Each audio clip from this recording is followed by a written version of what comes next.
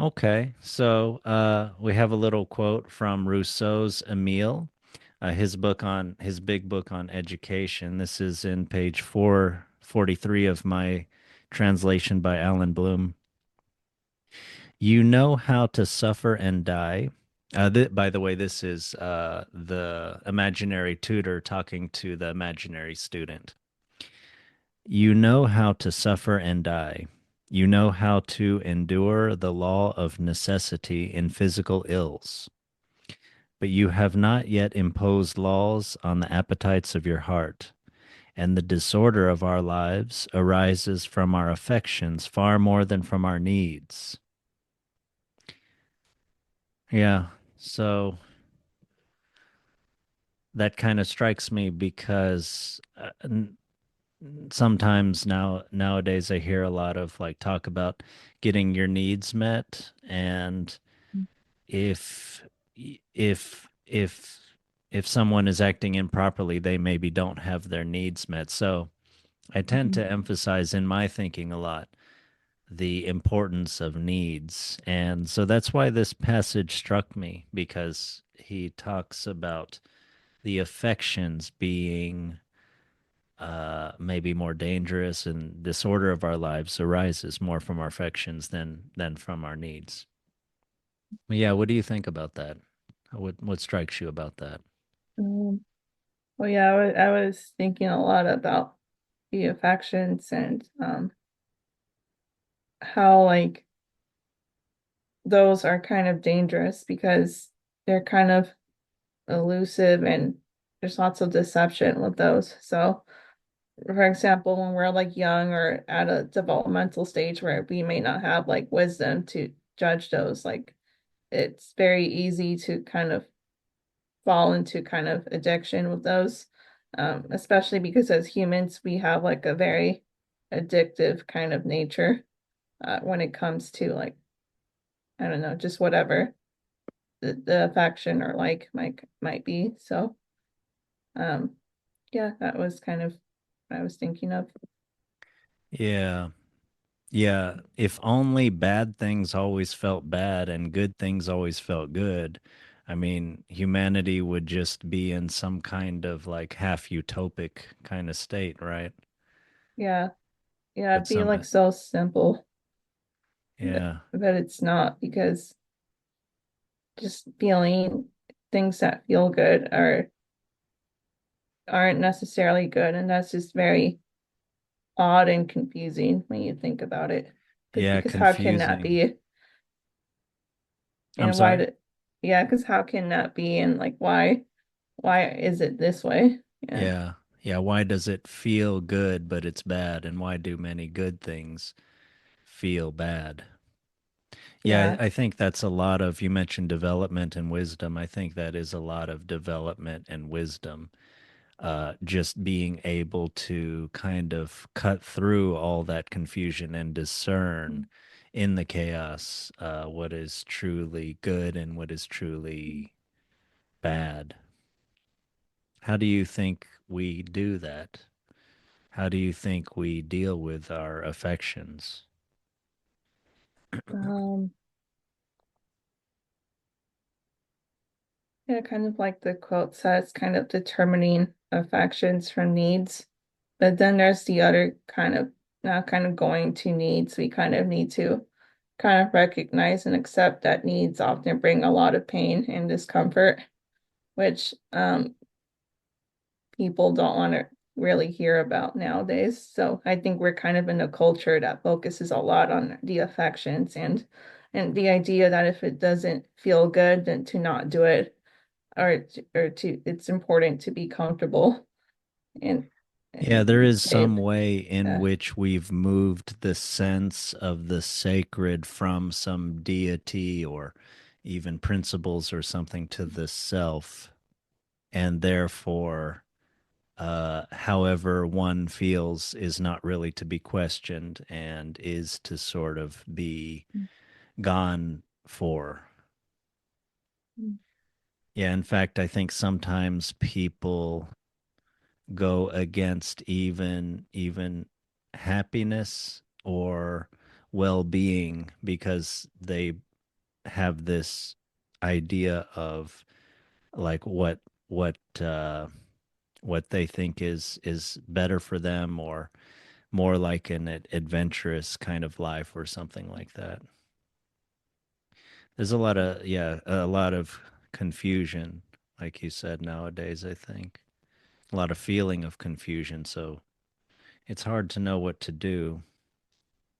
Seems like in any time, one wants to develop wisdom, and there's different sorts of vices and virtues of that time that one has Mm. to carefully discern. Yeah. In the quote, it says, "You have not yet imposed laws on the appetites of your heart, and the disorder of our lives arises from our affections far more than from our needs." Yeah, the appetites of your heart. I like that phrasing. Mm. How do you think we have to impose some kind of rules, some kind of laws, principles, maxims on the appetites of our Uh, heart? I think so. Yeah, kind of, because I think if we kind of think of it as an appetite of the heart, there's like we can kind of see affections kind of being like the instant gratifications that will like fill up your appetite quickly for the moment. And then Yeah. needs are kind of like the long-term kind of healthy food that will fill you Yeah. up, but it's will be kind of long-term to kind of see results. Um, That seems true of other types of food as well, like with culture, with literature, with learning mhm, and things. I mean, mhm. I think things that are maybe more worthwhile are more difficult in the present, but yeah, the effects are deeper and longer lasting. Sort of like pop music, junk food or something. Yeah. Um, yeah, so I think that could be maybe one kind of maybe not kind of rule, but maybe some kind of idea to kind of identify like what's an affection and what's a need that we can kind of follow. Um, Yeah. I mean, going with the food metaphor or maybe even exercise, yeah, it seems like, I mean, I feel lazy now. I don't want to exercise. When I'm exercising, well, I kind of enjoy exercising, but I have a habit of it. But let's say you're really out of shape, exercising is maybe kind of a drag. Um, but then afterwards, maybe assuming you did a good exercise session and not extreme, you'll feel like somewhat calm and someone energetic and things.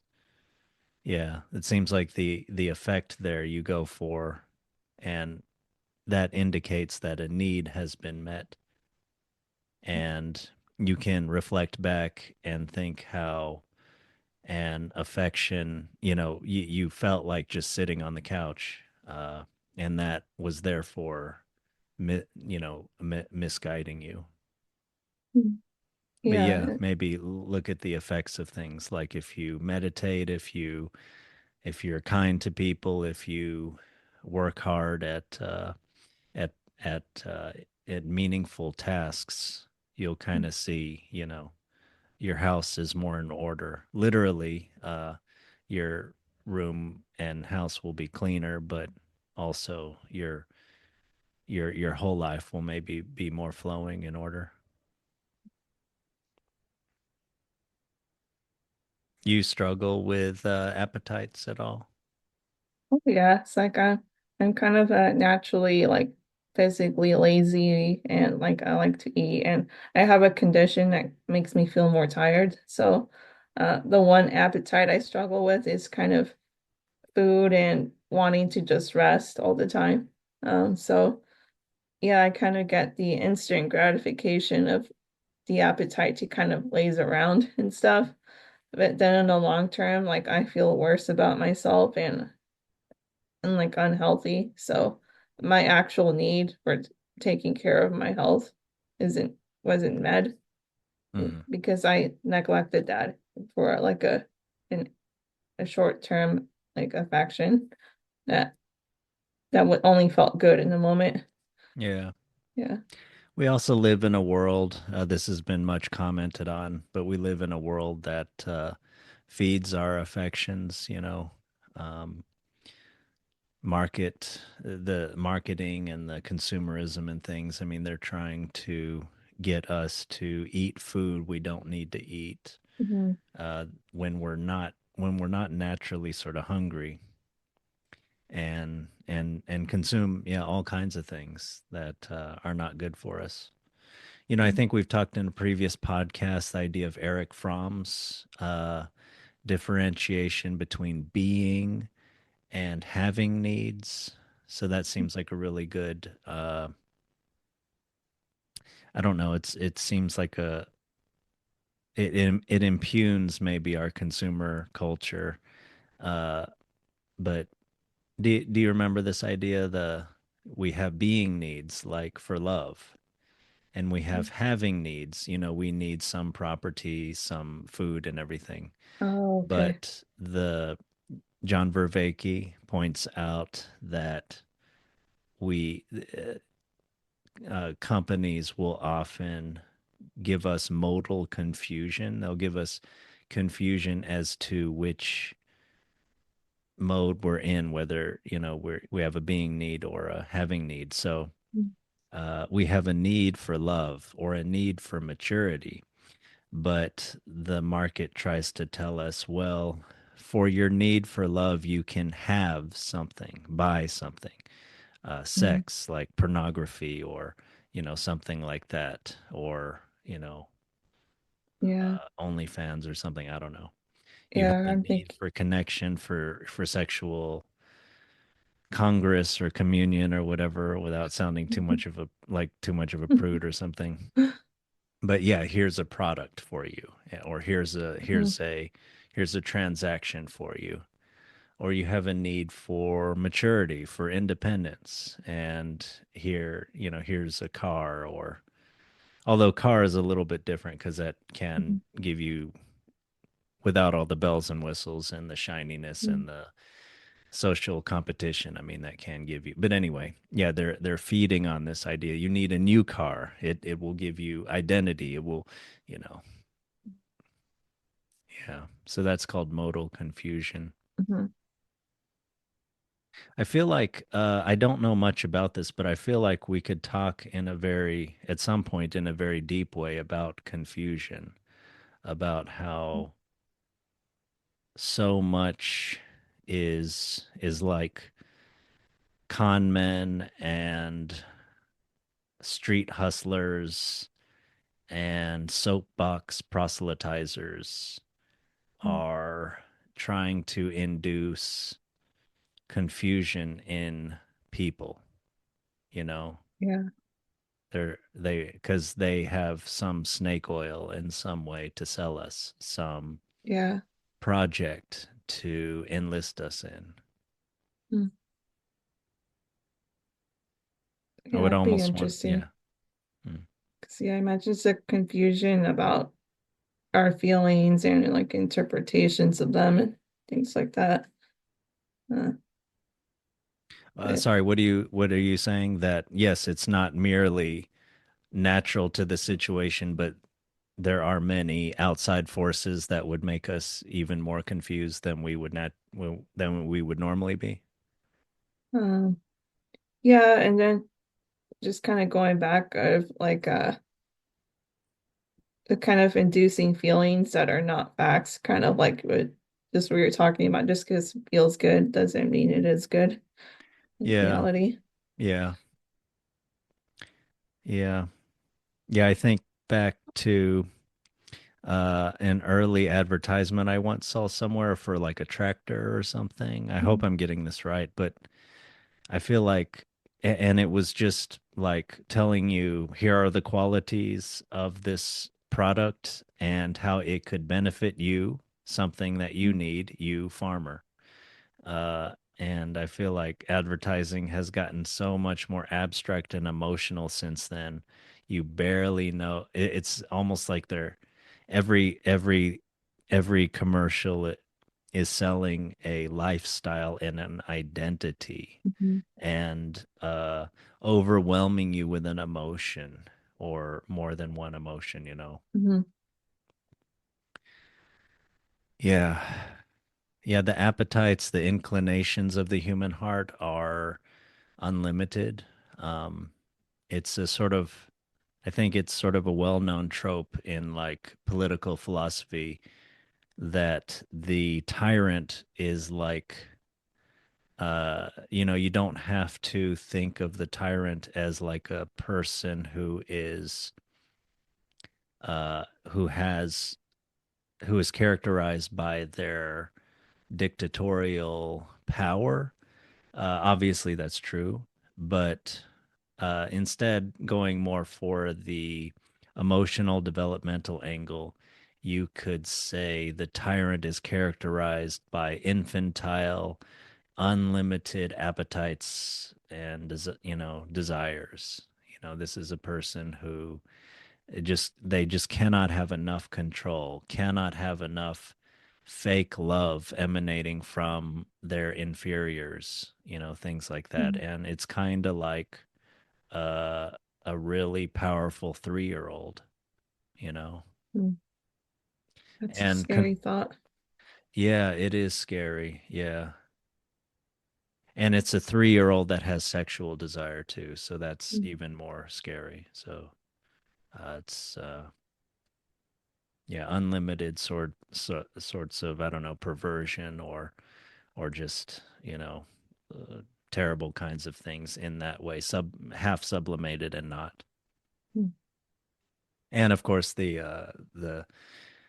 opposite of that seems like the good ruler who does not care about taking credit, and is selfless and everything. And there have been Mhm. some rulers in history that have approximated that, but yeah, it seems like the infant terrible is kind of more the norm for monarchs. Yeah. So you've talked to me some about, yeah, difficulty, you have a sweet tooth, and yeah, it's difficult to kind of modulate the physical appetites. Um have you found, I mean, obviously there's certain just things about regulating one's body and mind. Uh do you feel like things have helped you? You you feel like I think meditation maybe is the biggest supposed help according to some people I follow, some things I've read, including the Richard Davidson book about the called The Emotional Life of Your Brain, which we've talked about on this podcast a little bit. But yeah, he talks about how meditation seems to be the thing that helps the mind regulate itself. Because it makes sense, Mhm. because in meditation you're learning to concentrate on something without becoming obsessed with it Mhm. and without having intrinsic interest in it, but continually like renewing that interest and not being reactive to the myriad, thoughts, desires, fantasies, images that are almost constantly popping up in your head. And sort of like it's almost the very image of the storm of human experience, and you're learning to to just be in it and not to react against it. But yeah, what do you find has maybe helped you with Mhm. your appetites, the appetites, especially the appetites of your heart, if we can go beyond the appetites of the stomach? But yeah, talk about whatever Mhm. appetites you want. I feel like learning about Stoic ideas really helps me. Yeah, me too. Because it's basically all about ignoring or not paying attention to the appetite.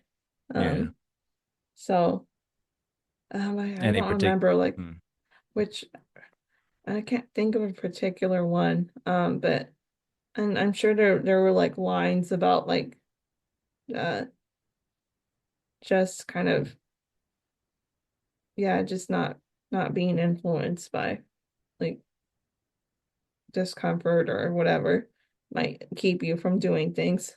Um, Yeah. I mean, yeah. one thing supposedly Marcus Aurelius wrote in his journal that he does every morning when he wakes up, or early in the day anyway, is that he tells himself, like, today will be full of, and I don't remember exactly what he says, but it's basically all these negative experiences he is sure he is going to have with sort of imbeciles and sycophants and, incompetence and everything.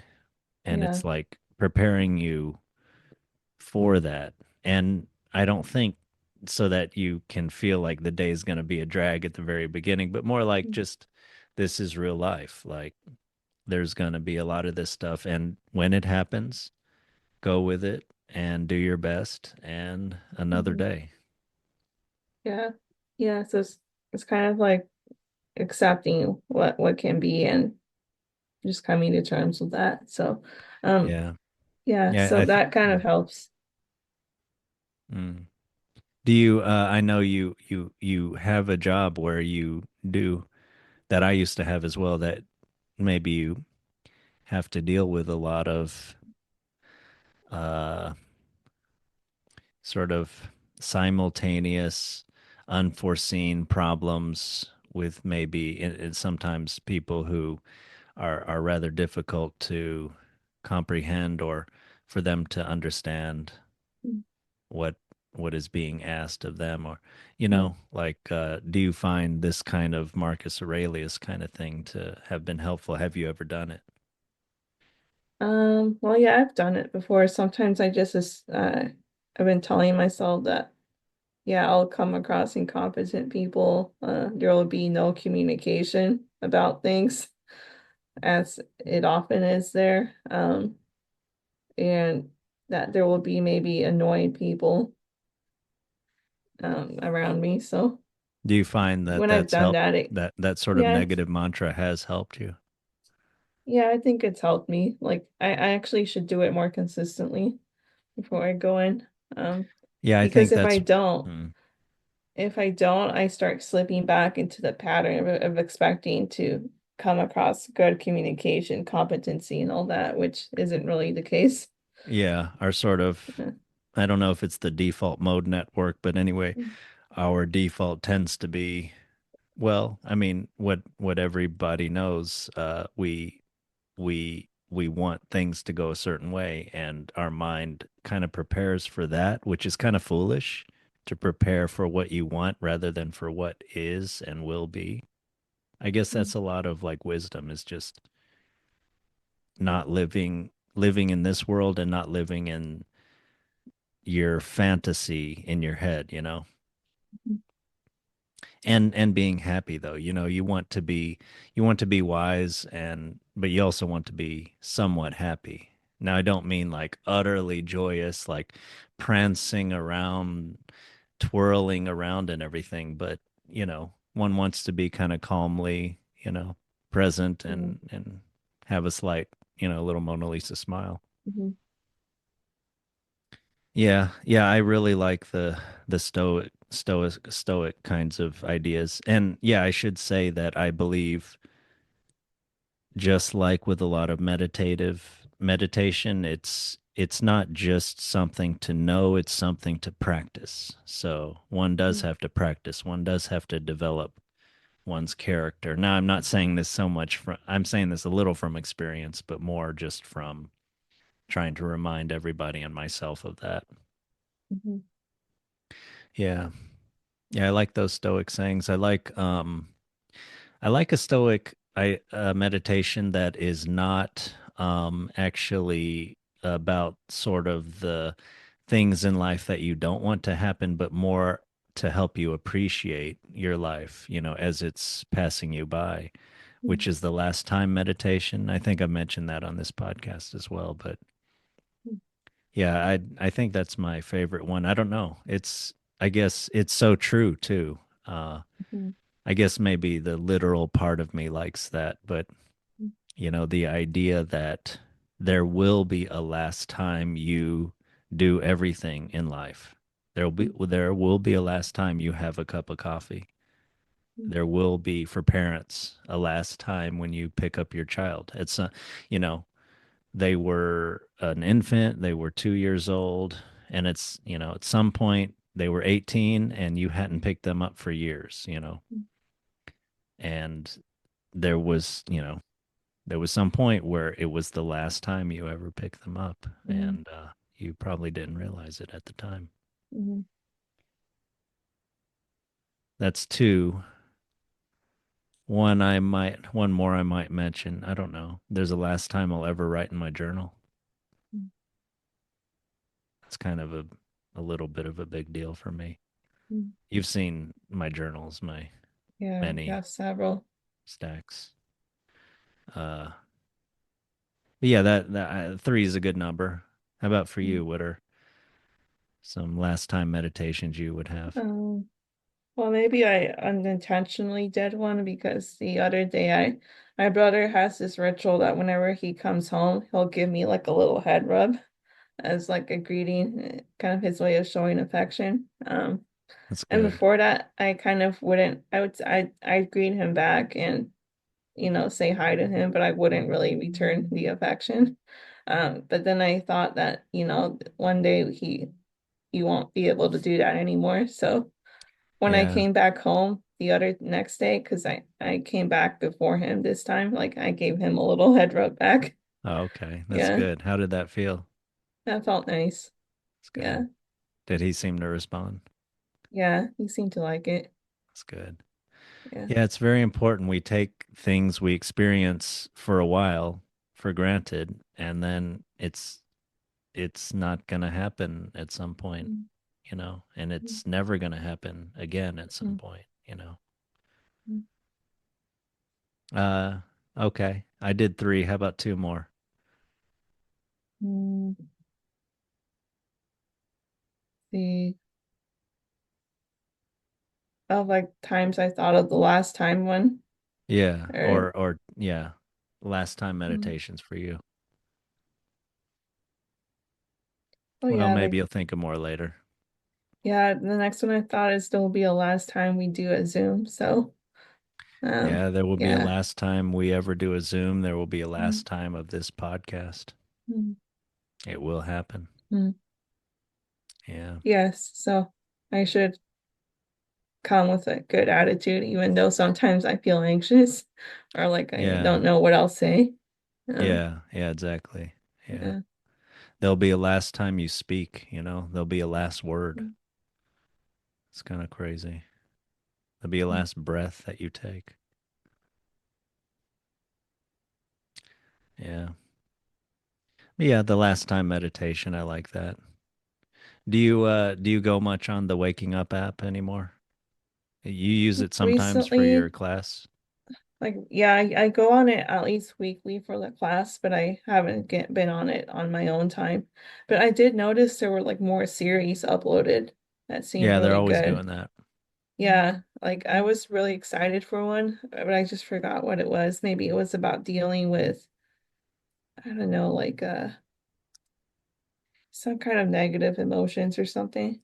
Mm, Um, but yeah, I thought like how a lot of people might benefit from that. mm. Yeah.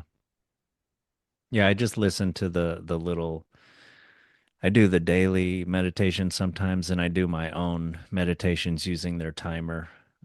Helps to have the bell and everything. And somewhat recently, I did some of the Henry Shukman, like longer meditations. I don't remember. Yeah, yeah. Well, uh, yeah. Watching out for the appetites of your heart. Maybe we'll continue to do that this week. Any more thoughts you have right now about that? Mhm. Not so far, just that I need to work on it. Yeah. Yeah, I think that's one thing is to do the daily practice, like to for it to be fresh. And I have thoughts about that, but but also regular. I think that that's very important. Okay. Well, until next time, Mm, okay, we'll take care. bye.